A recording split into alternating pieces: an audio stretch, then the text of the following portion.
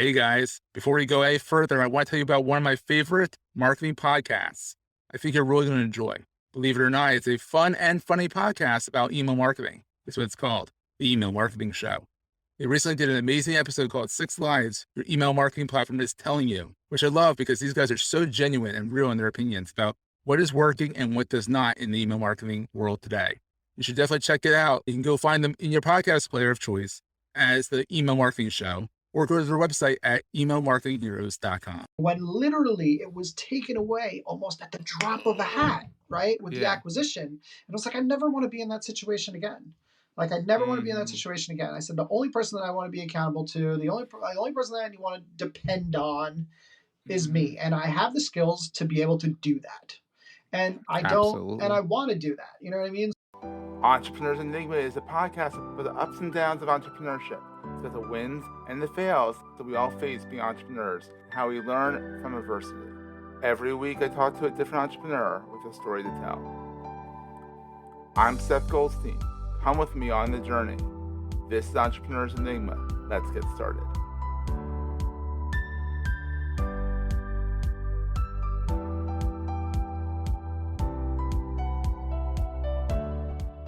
Welcome to another edition of the Entrepreneurs Enigma podcast. We are rounding out this season with a good friend of mine, Danny Delveccio, Coach D.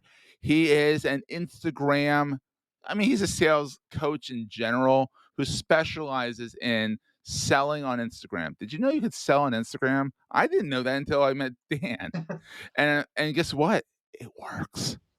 It actually freaking works. And that's what, and then it amazes me.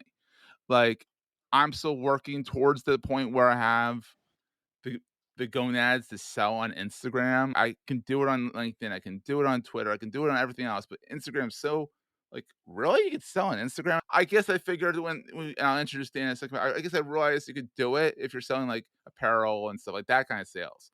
I'm talking about traditional sales, like you're a consultant. You're not selling a physical product. You can sell on Instagram. So, and Dan is a consummate entrepreneur. He launched his practice, late last year? Yeah, it's only been a few months. But he's got his little cohort going there. Wasn't it like within like a week? Because we were in the same Travis Brown accelerator. And it wasn't like within like 3 days of like announcing you got 2 clients. Wasn't something like insane like that? It was just like, yeah, I got 2 clients pretty fast. I got 2 one-on-one. It was insane, really fast. In the first, like, I had them lined up like before I even opened the business, basically. Yeah, but it's the boyish good looks and the knowledge and like the big head and all that stuff. Like, this kind of stuff. It's a backward hat. That's what it is. And that's the thing, and it also goes back to branding a little bit when you think about it. Like, Danny has a look, and he's not a jacket and tie guy.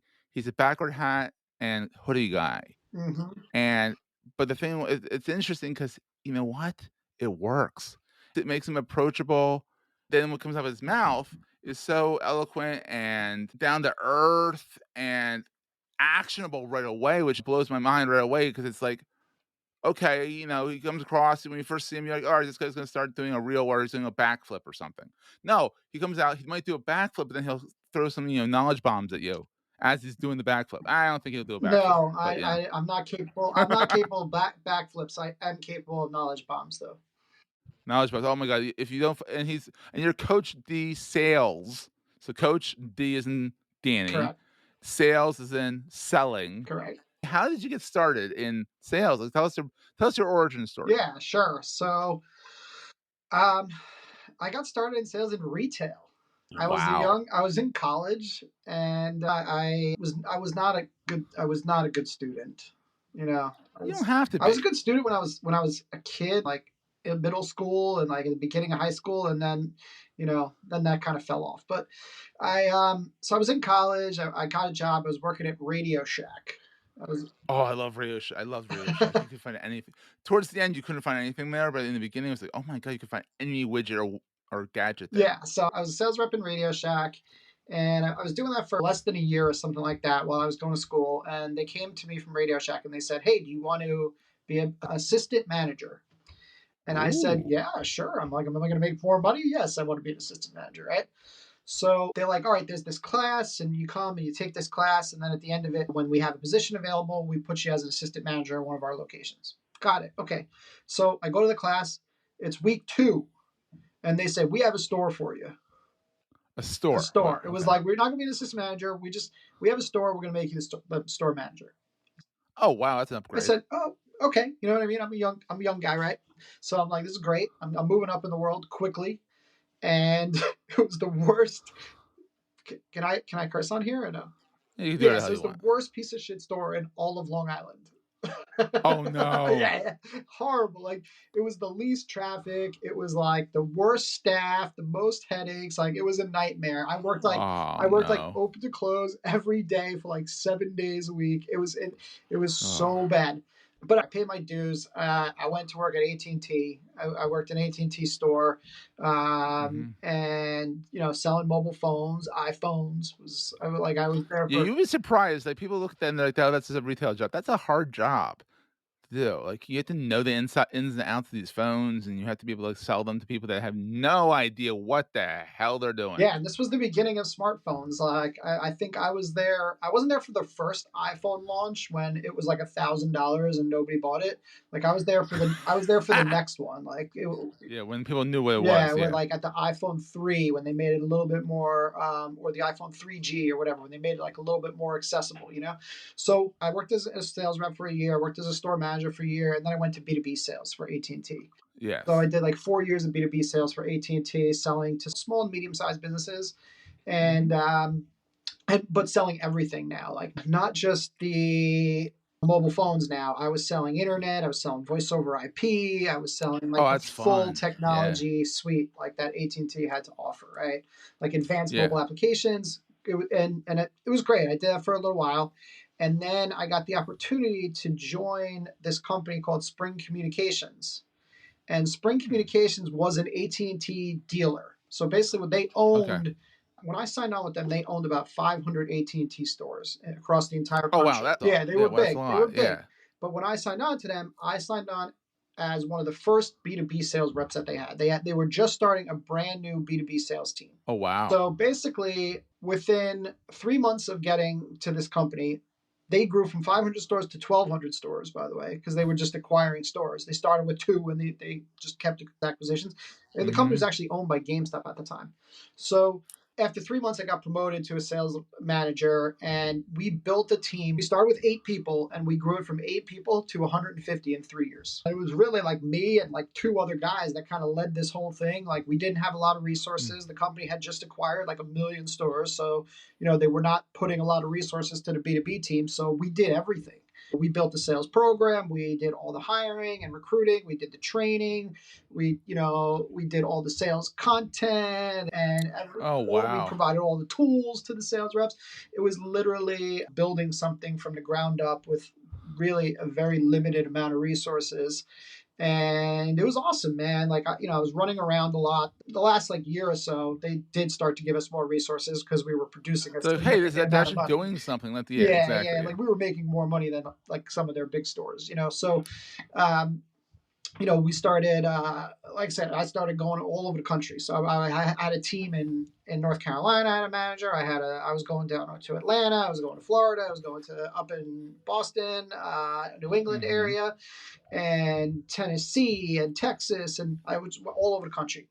And it was great. It was hard. Like, it was hard on family wise because I was doing a lot of travel and my son was young. And, but anyway, the company got acquired, and after the acquisition, the new company kind of was like not all in on the business team, so they kind of shut it down. And I ended up trying to go to this other company that was started by so many guys that I worked with over there, and it just didn't really work out for me. And I got recruited to go into a different sales role, but back to being an individual contributor. Like, I wasn't a sales leader anymore. I wasn't training. I wasn't coaching. That's a little bit of a jolt. Yeah. So it was tough, and I got this job right as COVID hit. Yeah. So I literally started in March. Oh God. Yeah. But anyway, it's hard to believe we've been in it for 2 years. So when people say it was when COVID started, I'm like, oh, okay. Yeah. Oh yeah, it's been 2 years. It's been 2 years. Yeah. So I've been in this company about 2 years now.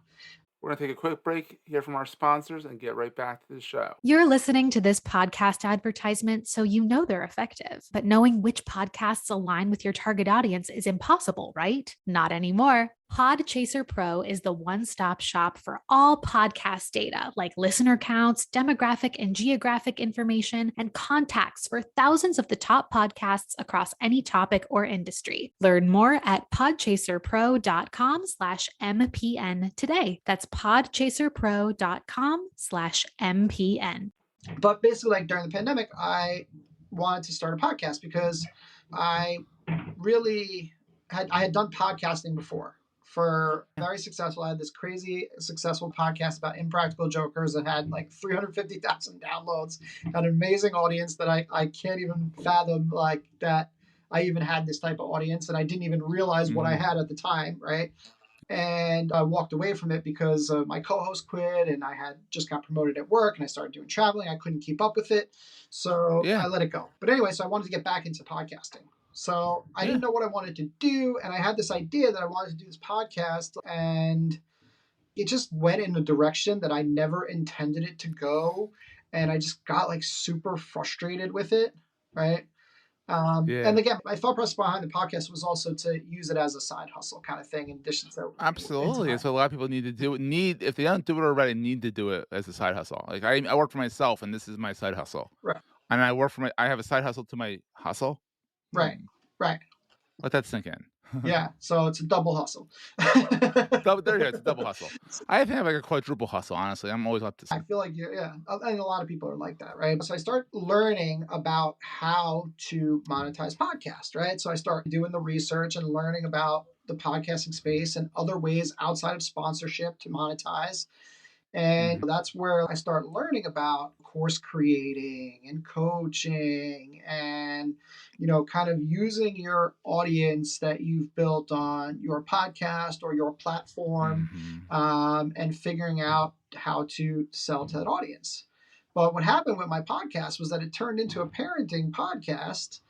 And it was like, wait, hold on a second. So if I do try to monetize this thing, you're telling me that I'm going to be coaching people on parenting. And you think back, you're like, I'm good. I'm not that good. Yeah, it's like, I don't want to tell people how to parent at all. Like, that's just not like. As individual, that's their choice on how to parent. It's the whole can of worms. I'm not qualified for that. I mean, anybody that has a kid is qualified for that, but. But there's people that are more qualified that actually have educated. That's something you actually really have to have, like a master's in something. Like child psychology or something, and I'm just like, no. I can't do this.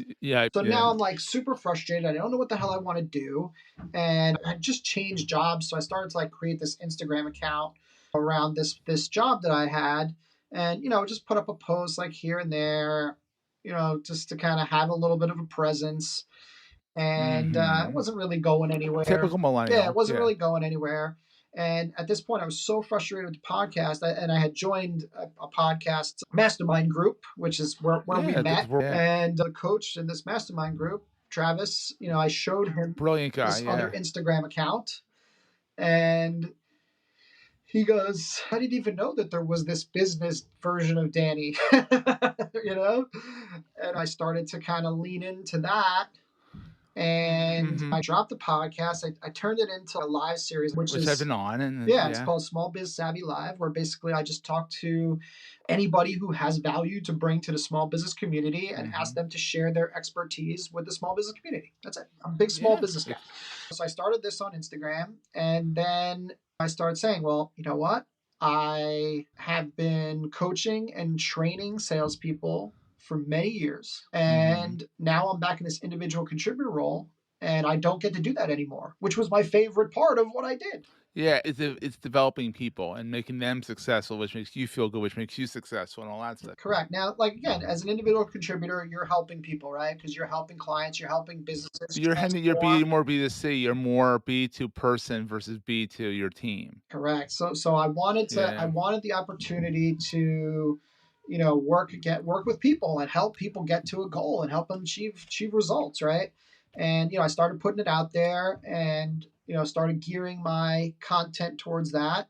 I invested in learning how to create better content, You And know? you've done a good job of that. Yeah. Yes, you've done it. I've seen it evolve, and I've tried to emulate it, not nearly as well. But Danny has an eye for design too, which I don't think he gives himself enough credit for. He's got his design down, but he's got an eye for. You've got a knack for design, which most salespeople don't. Yeah, They I rely on the studied marketing graphic department. design Oh, for a couple there. for like 1 year. I did like for school. I took graphic design courses. Yeah, that kind of shows. Yeah, no, I mean, like I was always artistic as a kid too. Like I loved to draw as a kid. You have a right brain, which is Yeah, for sure. So I invested in learning how to use the Instagram platform and create content and do all these things, right? And when I went back into the individual contributor role, this is also where this kind of plays in, is that I started helping my team sell and everything like that, but I hadn't been like face to face with clients. So I was like, you're a little rusty. I was like, you know what? I gotta see what's going on, right? And this is like where I Mhm. go back here, and I'm like, oh my god, I'm missing out. Like, there's social media and there's video, and I'm like, holy shit. So now I start doing a lot of learning on, how to incorporate video into your sales process, how to incorporate social media into your sales process, and I started making videos myself on LinkedIn. So that's how I got comfortable doing video and getting on camera, was because I would do videos on LinkedIn, just quick 1 minute type things about my service that I was offering. And so that's why. So how did this go from you doing the individual sales lead thing to deciding, hey, I want to go coach and I want to go use like you just said you went to LinkedIn to start doing videos. Logical step for B2B salespeople, go to LinkedIn, do it there. What made you think that there's a possibility that it could be good on Instagram for, like B2B sales? You're like, Right. you're teaching other people how to sell. You're not business to consumer, and that's what Instagram mainly is B2C.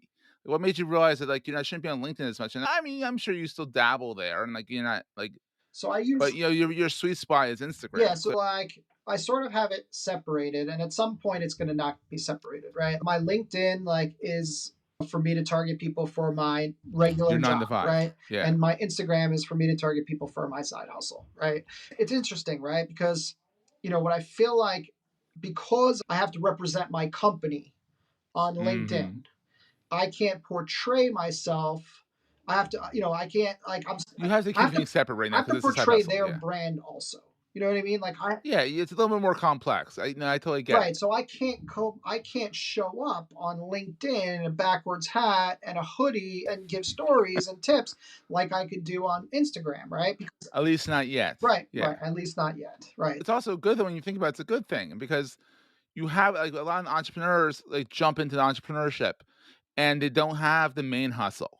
They don't have the 9 to 5 to pay the bills. I mean, you have 2 kids, I right? do. Yeah. And a wife and a house and a mortgage, and you're able to kind of keep the money flowing while you're building up your side hustle that might one day become a full hustle.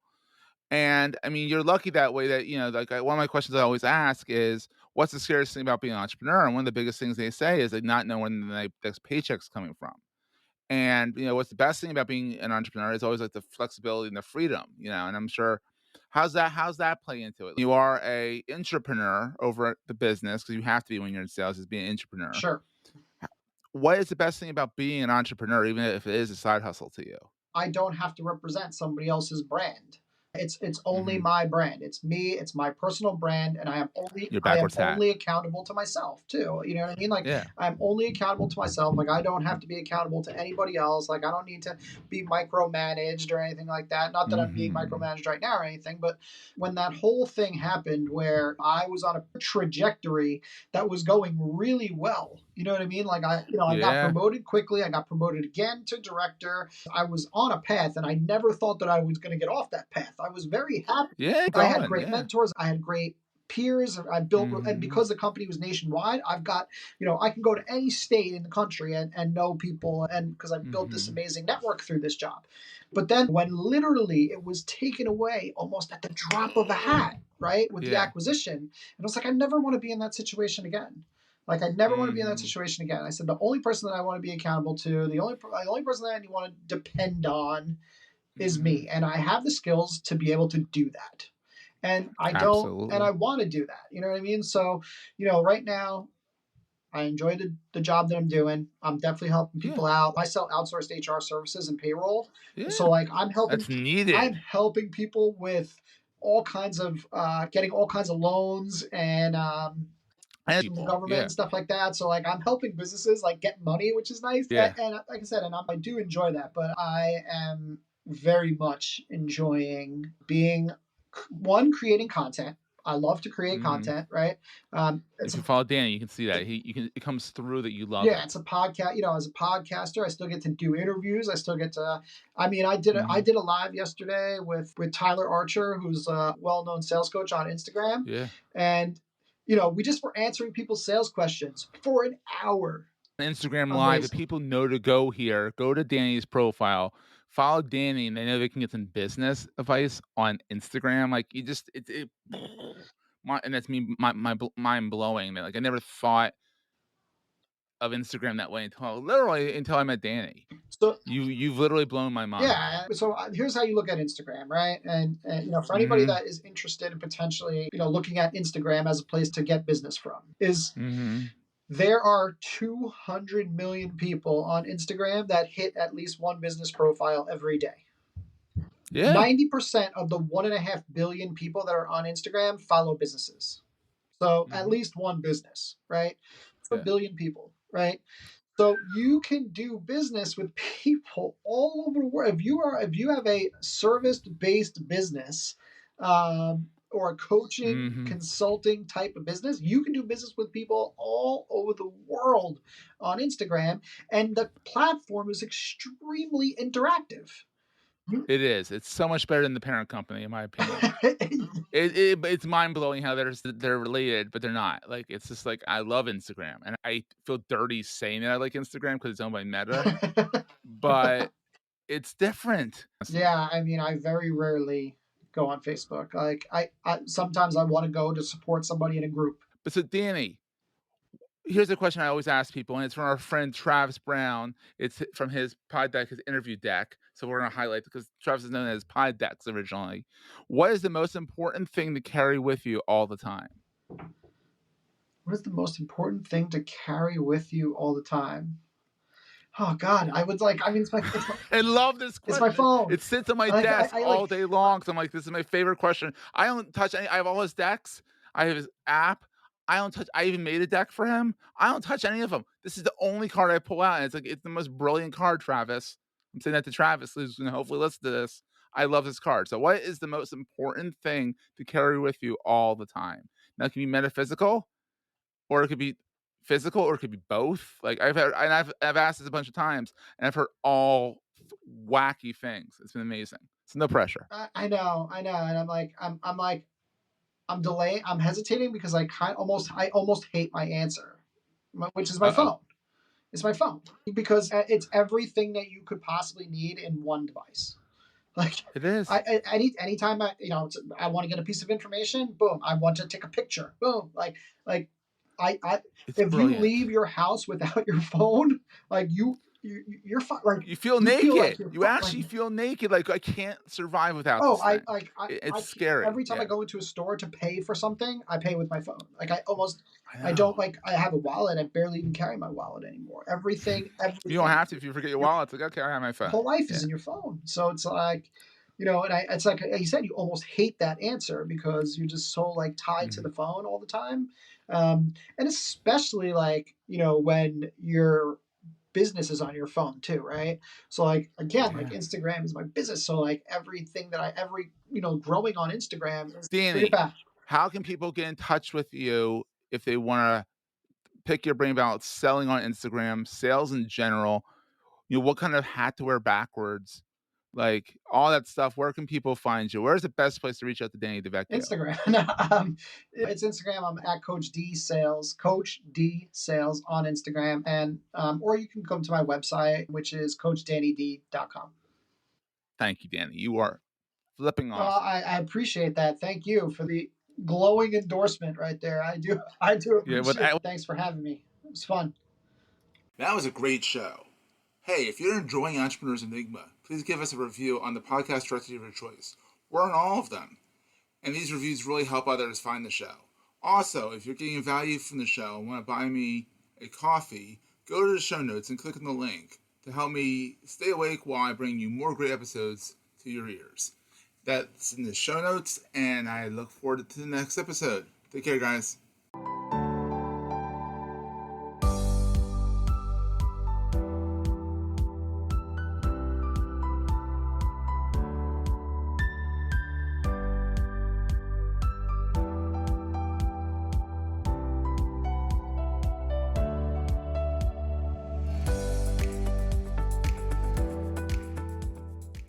Goldstein Media hopes you have enjoyed this episode. This podcast is coming to you on MPN, the Marketing Podcast Network. There's another show on MPN you might want to check out. I'm Dave Delaney, the host of the Nice Podcast. Each episode is about communication, collaboration, and becoming better leaders of today's fastest growing tech companies. Subscribe to the Nice Podcast today. It'll make your marketing that much smarter. Just visit nicepodcast.co or search for the Nice Podcast with Dave Delaney wherever you get your podcasts. This podcast is heard along the Marketing Podcast Network. For more great marketing podcasts, visit marketingpodcasts.net.